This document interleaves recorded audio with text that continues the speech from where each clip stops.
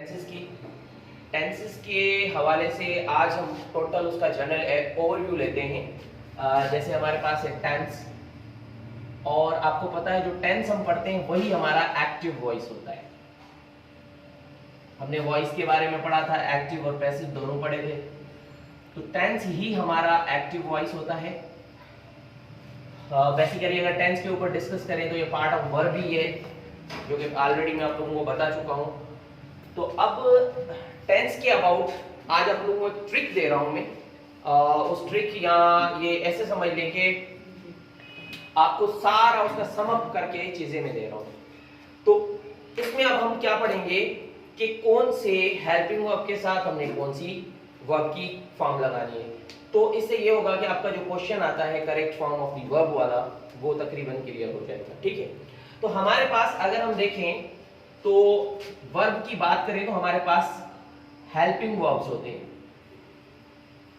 Helping verbs. ठीक है, helping verbs से पहले हम बात लेते हैं हेल्पिंग वर्ब से, देन हम पूरे टेंस को भी डिस्कस करेंगे, लेकिन पहले ये चीजें मैं आप लोगों को क्लियर करवा देता हूं। तो हेल्पिंग वर्ब्स हमारे पास होते हैं दो तरह के। टोटल पूरी आपकी जो इंग्लिश ग्रामर है उसके अंदर टोटल हेल्पिंग वर्ब्स हैं 24। कितने? 24। ठीक है, 24 हेल्पिंग वर्ब्स है पूरी ग्रामर में। अब इस 24 को डिवाइड किया गया है दो कैटेगरीज के अंदर, मॉडल्स और दूसरा प्राइमरी। और प्राइमरी को ही टेंसेस कहा जाता है, प्राइमरी को ही टेंसेस कहा जाता है, टेंस कहा जाता है। ठीक है, अब हमारे पास मॉडल्स जो हैं, मॉडल्स भी हमारे पास दो तरह के हैं। अब जब इसको ये 24 है, हेल्पिंग वर्ब्स टोटल हमारे पास 24 है, मॉडल्स और प्राइमरी, जिसमें से मॉडल्स आपके पास हैं 13 और प्राइमरी आपके पास है 11। ये बता रहा हूं इसलिए ताकि जो आगे आप लोगों को मैं फॉर्म्स लिख के दूंगा वो सारी की सारी फॉर्म्स हमें समझ में आ जाएंगी फौरन कि हमें कहां पर कौन सी फॉर्म पुट करनी है, कौन सी फॉर्म लगानी है। इससे इजी हो जाएगा। ठीक है, मॉडल्स हमारे पास है टोटल 13 में मॉडल्स दो कैटेगरीज में है, एक है सेमी और मार्जिनल्स, और दूसरे हैं हमारे पास मॉडल्स वो है कंप्लीट। सेमी और मार्जिनल्स हमारे पास हैं 3। ठीक है, अब ये सेमी और मार्जिनल्स कितने हैं? 3। तो कंप्लीट कितने हो जाएंगे? 10, यानी कि ये टोटल हो जाएंगे 13। अब सेमी या मार्जिनल्स ये जो हैं ये कौन कौन से हैं? नंबर 1 है नीड, नंबर 2 है जेयर, और नंबर 3 जो है वो है यूज्ड टू। और कंप्लीट जो हमारे पास 10 है वो कौन कौन से हैं modals? Will, would, shall, should, may, might, can, could,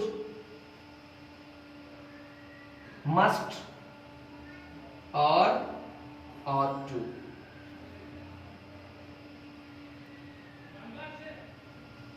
ठीक है, ये हमारे पास। अब देखें 2 की 5 पेयर्स हो गए, यानी कि 10 ये हो गए, 10 और 3 ये कितने हो गए? 13। तो इसका मतलब है कि आपके जो मार्जिनल्स हैं वो हो गए मार्जिनल्स और कंप्लीट, ये दोनों मिलकर आपके मॉडल्स हो गए कंप्लीट। ठीक है, अच्छा उसके बाद हमारे पास है प्राइमरी। अब प्राइमरी हमारे पास कौन कौन से हैं? प्राइमरी में 3 तरह के, एक है बी फॉर्म्स, एक है डू फॉर्म्स और एक है हैव फॉर्म्स। अब बी फॉर्म्स में जो आते हैं वो है हमारे is, are, am, was, were। Do forms में जो आएंगे वो है हमारे डू, डज, डिड। और हैव फॉर्म्स में जो हमारे आएंगे वो हैं हैव, हैव और हैड, 3 ये हो गए, 3 ये हो गए, कितने हो गए? 6 और 5 कितने हो गए? 11 हो गए पूरे। ठीक है, तो ये हमारे सारे हेल्पिंग वर्ब्स इस तरह से कैटेगराइज किए हुए हैं, इनको डिवाइड किया हुआ है। ठीक है, अब बात आती है हमारे पास कि कहां पर हमें कौन सी फॉर्म पुट करनी है। नंबर 1 चीज, जितनी भी आपके पास बी फॉर्म्स हैं, जितनी भी बी फॉर्म्स हैं, बी फॉर्म्स के साथ हमेशा वर्ब की आईएनजी फॉर्म आएगी। वर्ब की फर्स्ट फॉर्म के साथ आईएनजी लगा लो या वर्ब आईएनजी कर लो तो वही आएगी। जितनी भी एक्टिव वॉइस जब आएगा, एक्टिव वॉइस में जितनी भी आपके पास बी फॉर्म्स हैं, उन तमाम बी फॉर्म्स के साथ वर्ब की आईएनजी फॉर्म लगाई जाएगी। ठीक है, एक्टिव वॉइस की बात कर रहा हूं। अगेन मैं कह रहा हूं कि एक्टिव वॉइस में ऐसा ना हो कि पैसिव में भी इसको यूज करके बैठे रहे। पैसिव का अलग है, वो पैसिव का पैसिव में बताता हूं मैं आप लोगों को। डू फॉर्म्स, डू फॉर्म्स के साथ हमेशा वर्ब की फर्स्ट फॉर्म आएगी, वर्ब की first form, verb first form. ठीक है, और जितनी हैव फॉर्म्स जितनी भी हैं, उनके साथ हमेशा वर्ब की आएगी थर्ड फॉर्म।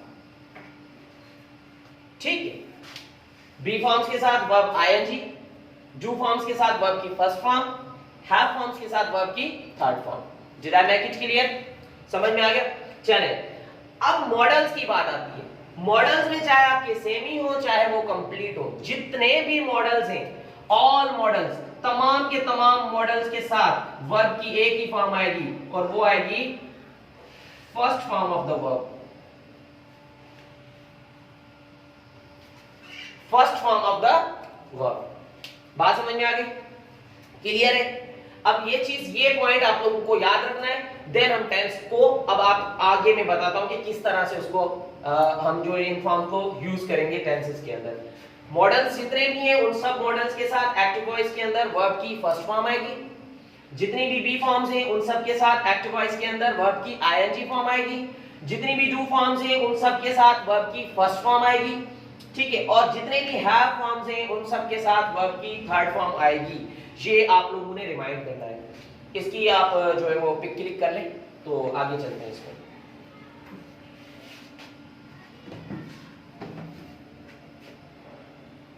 ठीक है, तो अब इसके बाद हम जो है वो चार्ट इसका बनाते हैं, उसका टेंसेस का, जिसके अंदर हम अपने 12 टेंसेस को जो है वो क्लियर करेंगे, जो हमारे मेजर 3 हैं, और उन मेजर 3 को आगे 4 ब्रांचेस के अंदर जो डिवाइड किया गया है वो सारा चले।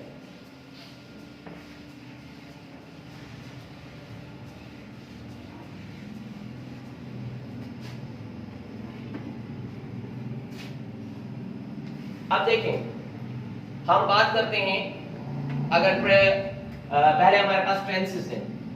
एक टेंस है हमारे पास प्रेजेंट, एक है हमारे पास पास्ट, और एक है हमारे पास फ्यूचर। ठीक है, प्रेजेंट, पास्ट, फ्यूचर। ठीक है, अब इन जो है वो तीनों टेंसेस के अंदर जो इनकी ब्रांचेस हैं 4, वो वही है। कौन कौन सी हैं? इंडेफिनिट, प्रेजेंट का भी वही है, पास्ट का भी वही है, और फ्यूचर का भी वही है।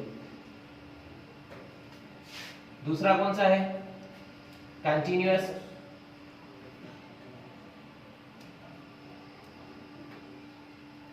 तीसरा कौन सा है?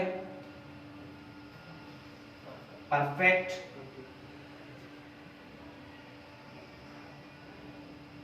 और चौथा कौन सा है? Perfect continuous, perfect continuous.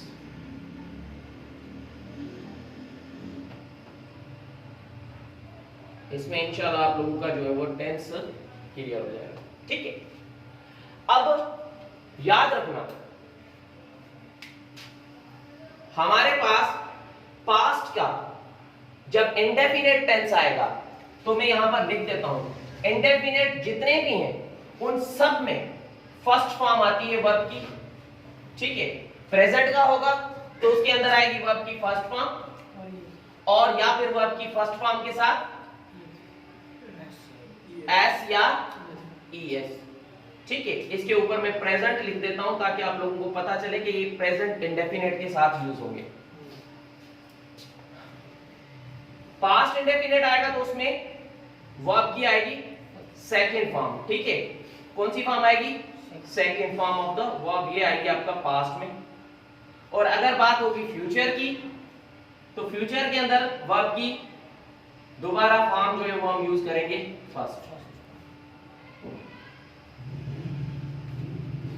चाहे प्रेजेंट इंडेफिनिट टेंस हो उसमें भी वर्ब की फर्स्ट फॉर्म यूज करेंगे या एस और ईएस वाली फॉर्म। यानी कि एस और ईएस क्यों लगाया जाता है वर्ब में? वर्ब में प्रेजेंट इंडेफिनिट टेंस में हम एस और ईएस उसके अफर्मेटिव सेंटेंसेस के अंदर हम क्यों लगाते हैं? सवाल है सिंगुलर करने के लिए। ये याद रखना, वर्ब हमेशा हमारे पास प्लूरल फॉर्म में आती है। वर्ब हमारे पास जो मौजूद है वो प्लूरल फॉर्म में है और उसको हम एस और ईएस लगाकर सिंगुलर करते हैं। जैसे किसी नाउन को हम एस और ईएस लगाकर प्लूरल करते हैं, तो इसी तरह से किसी वर्ब को एस और ईएस लगाकर हम उसको प्लूरल में से सिंगुलर करते हैं। तो सिंगुलर सब्जेक्ट को हमेशा सिंगुलर वर्ब रिक्वायर होता है और प्लूरल सब्जेक्ट को हमेशा प्लूरल वर्ब रिक्वायर होता है, और इसे कहते हैं सब्जेक्ट वर्ब एग्रीमेंट। क्या कहते हैं इसे? Subject verb agreement. ठीक है, तो अब प्रेजेंट इंडेफिनिट टेंस के अंदर या तो फर्स्ट फॉर्म यूज होगी जो कि हमारी प्लूरल फॉर्म है, या फिर एस और ईएस वाली फॉर्म यूज होगी जो कि हमारी सिंगुलर फॉर्म है। पास्ट इंडेफिनिट के अंदर वर्ब की सेकंड फॉर्म यूज होगी और फ्यूचर इंडेफिनिट के अंदर हमारे वर्ब की फर्स्ट फॉर्म यूज होगी। कंटीन्यूअस जितने भी हैं, चाहे वो प्रेजेंट के हो, चाहे वो पास्ट के हो, चाहे वो फ्यूचर के हो, सबके साथ यूज होंगी वर्ब की आईएनजी फॉर्म। वर्ब की आईएनजी फॉर्म यूज होगी। ठीक है, जितने भी हो। उसके बाद परफेक्ट, परफेक्ट लफ्ज जहां भी आता है आपका परफेक्ट टेंस से, तो वहां पर हमेशा आप थर्ड फॉर्म यूज करोगे। परफेक्ट का मतलब ही मुकम्मल है और थर्ड फॉर्म यही हमें शो करवाती है कि कोई काम मुकम्मल हो चुका है। वर्ब की थर्ड फॉर्म आएगी, चाहे वो प्रेजेंट हो, चाहे वो पास्ट हो, चाहे वो फ्यूचर हो, सब में आपने वर्ब की थर्ड फॉर्म ही यूज करनी है। ठीक है, आते हैं हम परफेक्ट कंटीन्यूअस की तरफ। परफेक्ट कंटीन्यूअस के अंदर हमेशा वर्ब की आईएनजी फॉर्म आएगी, लेकिन याद रखना हमें कह रहा है परफेक्ट और कंटीन्यूअस। परफेक्ट और कंटीन्यूअस आपको बताया था मैंने कि परफेक्ट में हमेशा हम थर्ड फॉर्म यूज करेंगे। ठीक है, तो आईएनजी फॉर्म तो आएगी ही आएगी इसमें, लेकिन आईएनजी फॉर्म से पहले हम थर्ड फॉर्म भी यूज करेंगे और वो थर्ड फॉर्म हम यूज करेंगे बी फॉर्म्स की। तो बी की थर्ड फॉर्म क्या है हमारे पास? बीन। बी की सेकंड फॉर्म है वॉज और थर्ड फॉर्म है बीन, तो हम बीन यूज करेंगे।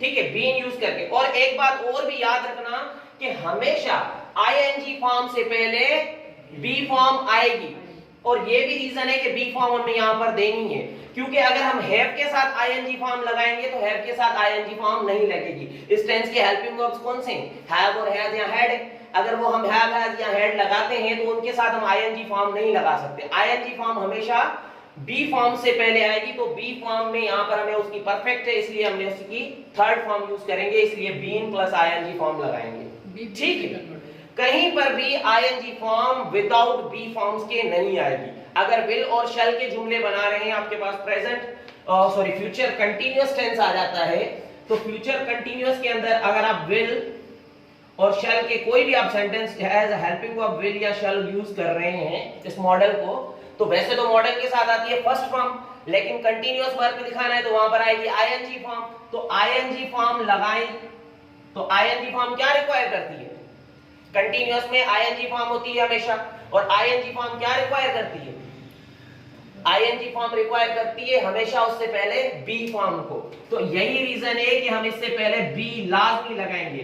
बी क्यों लगाया यहां पर? बीइंग भी तो लगा सकता था, बीन भी तो लगा सकता था, वॉज भी तो लगा सकता था, लेकिन इस बी से पहले हम देखेंगे, बी से पहले क्या लगा हुआ है? मॉडल, और मॉडल के साथ हमेशा फर्स्ट फॉर्म आती है, तो यहां पर हम उसकी बी की फर्स्ट फॉर्म, वो बी ही होता है, वो हम लगाएंगे। ठीक है, फर्स्ट फॉर्म, अब बी, ये बी फॉर्म भी आ गई मॉडल के हिसाब से, ये फर्स्ट फॉर्म आ गई और बी फॉर्म आ गई। बी फॉर्म के साथ हमेशा आईएनजी फॉर्म लगाई जाती है। तो कोई भी टेंस हो, कोई भी चीज हो, यही फॉर्म्स उसके अंदर यूज होंगी। कौन से हेल्पिंग वर्ब्स के साथ कौन सी फॉर्म यूज होती है वो भी मैं आप लोगों को बता चुका हूं। इसके अंदर आप कोई क्वेश्चन है तो मुझसे करें।